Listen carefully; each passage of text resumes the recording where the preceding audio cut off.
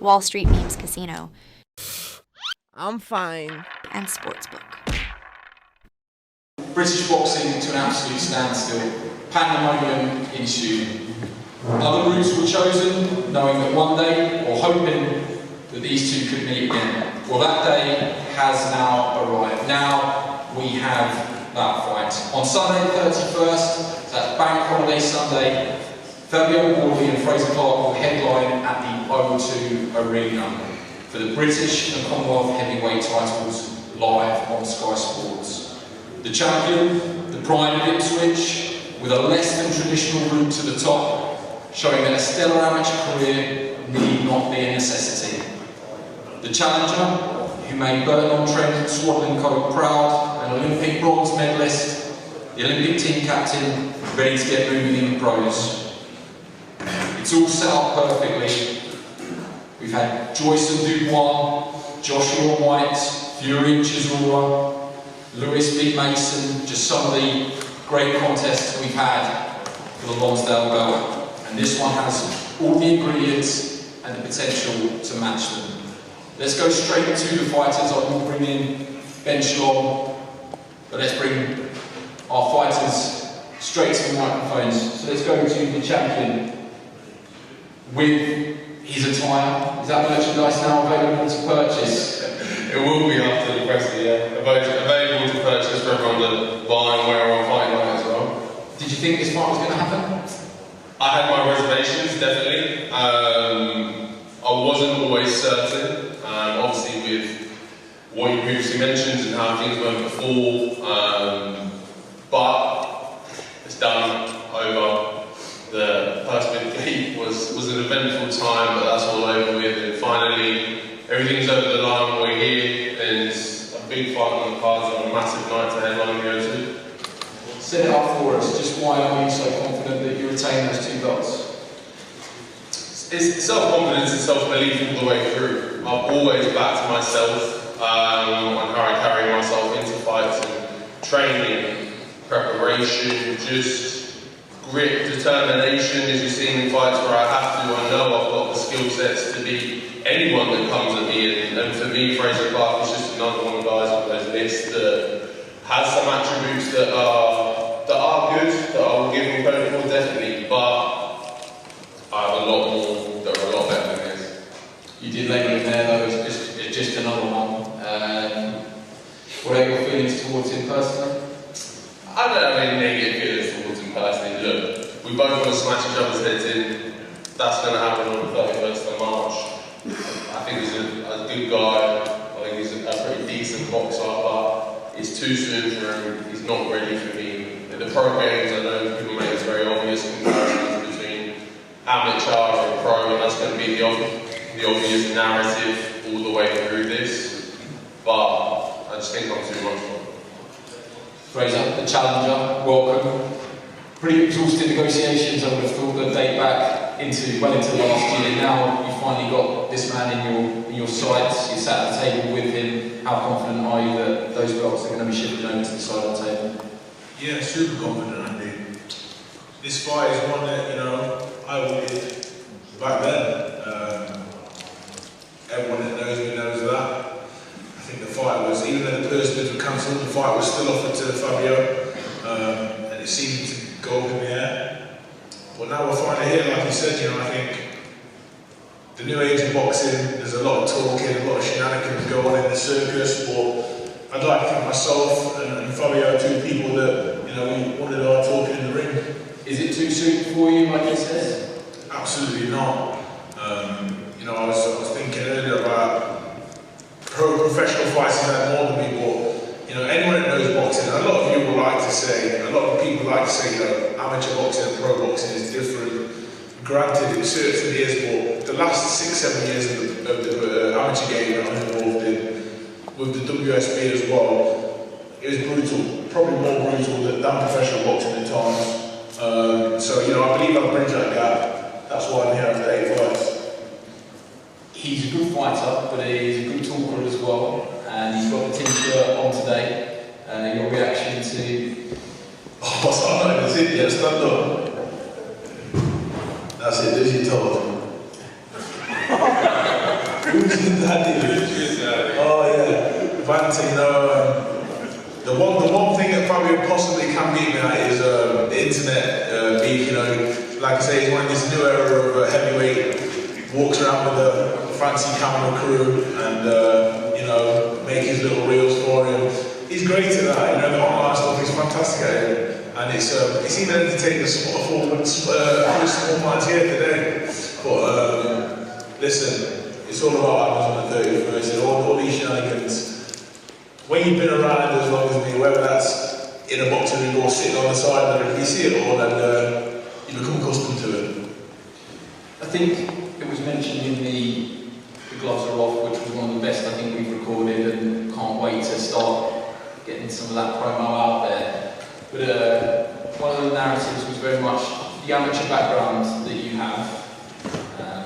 You're very popular on the amateur circuit, go around and talk to a lot of clubs and stuff like that. Do you bear the responsibility of amateur boxers that you can't lose to someone that didn't have an amateur career that came up through the white collar route? You're smiling because I know that this was a key part of the discussion. Do you feel that pressure that you're representing amateur boxing as well? I don't feel it as a pressure, I feel it as a privilege, if I'm honest. I do believe in this fight, and when I do, I think that would be the reason parents send their kids to an amateur boxing club instead of like, you know, 16, 17-year-olds with no bottle and no real competition. They just want to go and, you know, have a punch up in a random social club, sell a few tickets and become the talk of their town, you know. My amateur boxing took me around the world and put my name in good places. You know, that white collar boxing does its bit of a charity and whatnot, but ultimately it's just the hardest kids from the town having a scrap for a bunch of pissers. Do you rate him? And is there a danger that you want to look past him? No way. Every interview I've done, you know, I've taught Fabio Wardley up, and rightly so. I'm the underdog here. You know, I think he's done fantastic, considering where he started to where he is now. You know, you have to say it's probably one of the best journeys to a British title that we've seen so far. So applause to him and his team and what he does. I just back myself, Andy, in the same way I have since the day I started boxing. I always back myself. Do you believe that he thinks that this is a done deal? I don't think he's arrogant enough to think that it's a done deal. No. I'll give him the credit to think that he knows there's a challenge in front of him, and he's got self-belief. He's got confidence in himself. Like I say, his amateur pedigree and those WSB days will give him that confidence to think that, like he said, that he thinks he's bridged the gap with the pro game. So I don't think he'll take me lightly at all, because I think he understands, as much as he say there is, it's not pressure, it's a privilege. Two things can be true. It can also be a privilege, but I think it is a lot of pressure on his shoulders. Because on paper, like he says there, I'm just the white collar fighter. I'm just the hardest bloke in the town who knocked out a few pub fighters, and somehow I've winged my way to winning a British title, a Commonwealth title, and I'm at the top of the stage somehow. So all the pressure is on him. He's the Olympic bronze medalist. He's the ABA guy. He's the one with the pedigree that should beat me. So when it comes that he doesn't, where does that leave him? In terms of the fight itself, it didn't happen originally, and he's had Marius back and Dave Allen in that interim. Do you believe that that's going to make a difference, that is decent enough preparation and experience? Has that made any difference in your thoughts at all? No. It's not good preparation in the slightest. The best thing you can take from it is that you got 10 rounds out of it. Him and Marius fight through 3 punches around each, so I'll give you 8 rounds of those. That's not really a problem. I think you need to be in there with good, ambitious level competitors, people who want to try and win, who are there to try and take your head off. And I don't believe that Marius back on day down had any ounce of ambition in them, and any ounce of really fight or athleticism about them to really want to try and be game and grit and win the fight. They were just there, I think, even by his own ambition. He knows they're just turning up for paydays. Is he the best fighter that you fought as a pro? Will he represent that? Yeah. I'll give him that at least. He will be my hardest test today. Technically, he's a very sound boxer, very switched on. I think in situations where maybe previous opponents have potentially been flustered. I think he'll be confident and composed enough to manage situations, but ultimately, I still believe I'll get the win. Do you believe that there's anybody on his record that you wouldn't have beaten? Absolutely not. You know, I think his best ones aren't even the names that have been mentioned. I mean, I go back on his record, I look at tough people like the fellow with the yellow beard, Latte, is it not? Latte, no bottle. I think that's a good win. You know, I see the names on there. You know, in Molina. Take from it what you will. You know, we're talking in the Marius Wacken Day Valley sector of fighters, really. So I do rate what he's done, but I would absolutely do what he's done, and he could never do what I've done, and that's the fact of it. So many people have tried, so many people never got there. You know, when we both look back at our credentials after our career, I would have done what he's done, been unbeaten, become British Commonwealth champion. I'll just have that extra thing, you know, beforehand, the Olympic medal and all the accolades. Do you know where you would rank in terms of fastest to a British title? I don't think, You say you would be the fastest. Does that shock you, or does that back up his point that it's too soon for you, or you're confident that the 8 fights that you've had is enough? It backs up his point, absolutely. You know, it is quick, but coming into the pro game, I knew it would be quick. You know, like Fabio stated to me, we were dead because we're off on an arm man. So you can put pressure. You can say pressure's on me because now it's your background. You don't want to get beaten by an arm man. So you know, I think there's pressure that applies to both of us. Let's bring in promoter Ben Shaw. A few more grey hairs than when we started in terms of getting this fight done. It's been a long time coming. Now it's over the line. Are you pretty happy that you get to finish this chapter of the book? Yeah, I think it's been nearly a year since that initial first bid. It was a fight that we always wanted. It was a fight that we did always want to make. I think the fact that Frazer Clarke's going to be possibly the fastest ever British heavyweight champion says a lot about how quickly he has moved. The same people saying that he ducked him, and the same people saying it's too soon now. But you can't win in boxing. I think the fact is, it's a new generation of heavyweights. That's what I'm most excited about. You look at the Dillian Whites and the Anthony Joshuas and the Tyson Furies, and where they're at right now, at the pinnacle, at the end of their careers. You want the new blood, you need the new names. So to get it at the O2, to get it on the 31st of March, to get it headlining the O2 as well, on Sky Sports, that's where it should be. And that's where both of them earn the most money, is where both of them are going to benefit off for the rest of their career. I'm delighted to have delivered the opportunity for Frazer Clarke, but equally, Fabio Wardley gets his time to shine as well. So it's just a huge fight, a huge domestic heavyweight fight. And that's the most important thing. I'll invite you to address each other. Will you tell Frazer how this fight ends? It ends like all my other fights have ended, with my hand raised and him flat on the back. I said this to him when we did the gloves of Roth. I've said it to him whenever I've been asked the question as well. That look, we game, he'll turn up, he'll want to scrap, he'll want to fight for it, but I think he'll just find out on the night that he doesn't have enough fight to get through. Roughly translated, I'll take loads of jabs, loads of right hands. You know, eventually we'll bang on Frazer getting tired.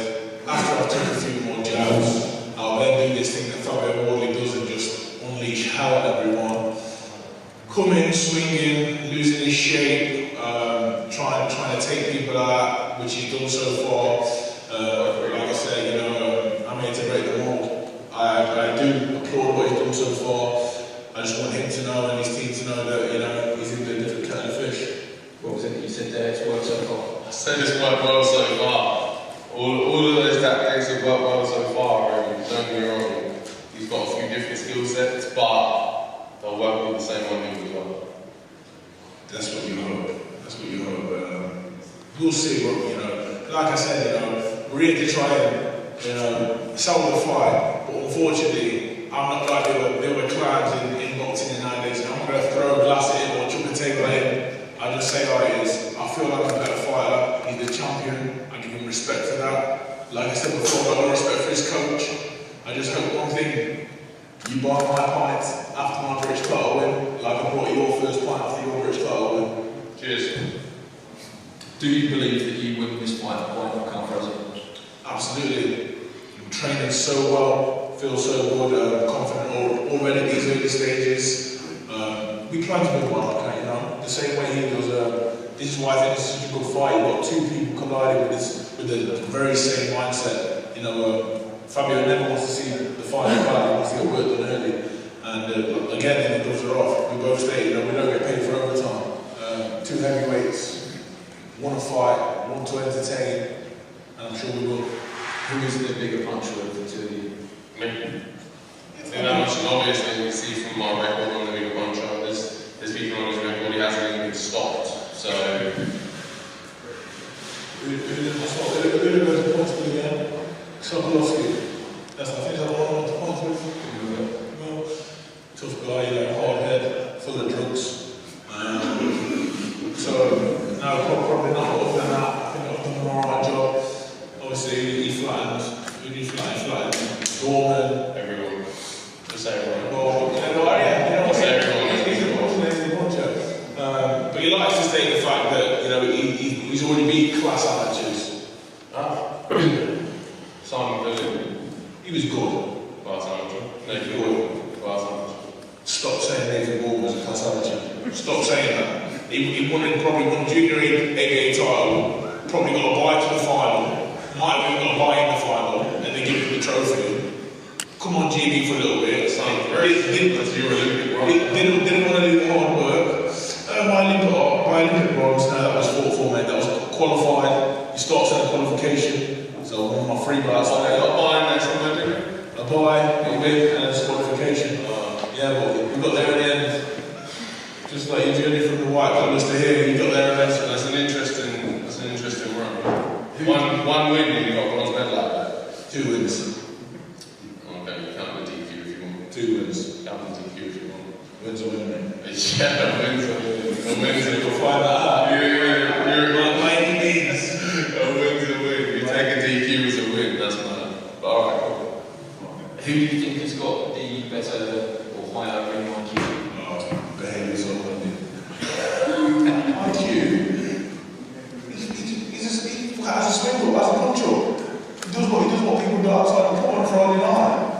He doesn't know. He's gone to Ben Davidson now, so he's got someone who's good in his corner actually, who was actually teaching him to box a little bit, and he's probably getting a better understanding. And I like the little cute thing he did against Adelaide, the shove off in the hook. You know, big applause for that. I've been doing it for 10 years, but welcome.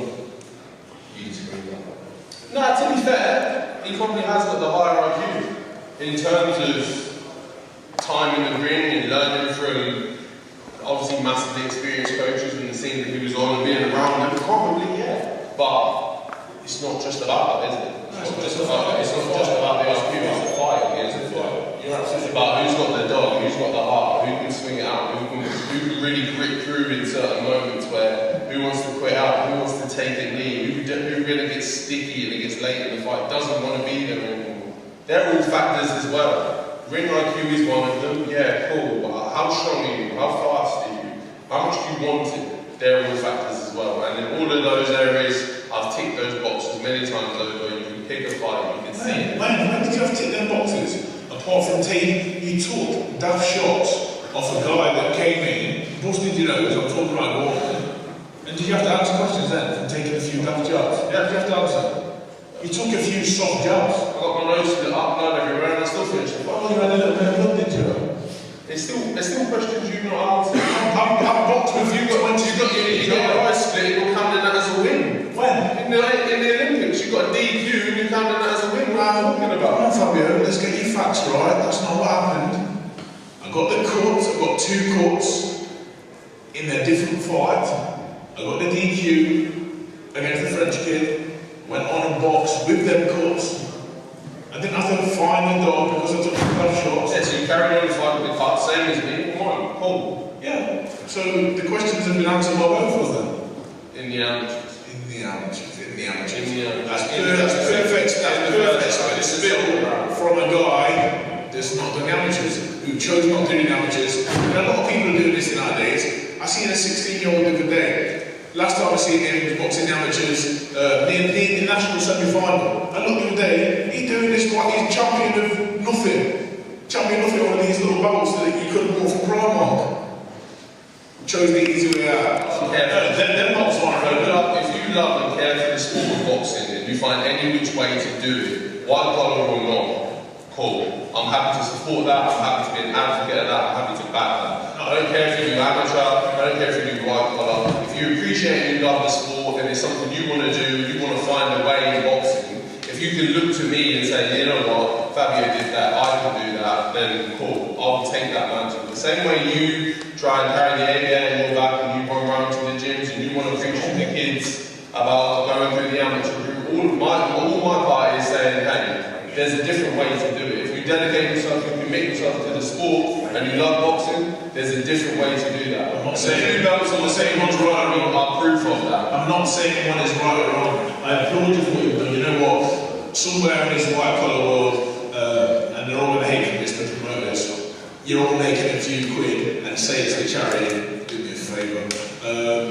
But listen, you've done well. I applaud where you got up there. I can't wait to fight it.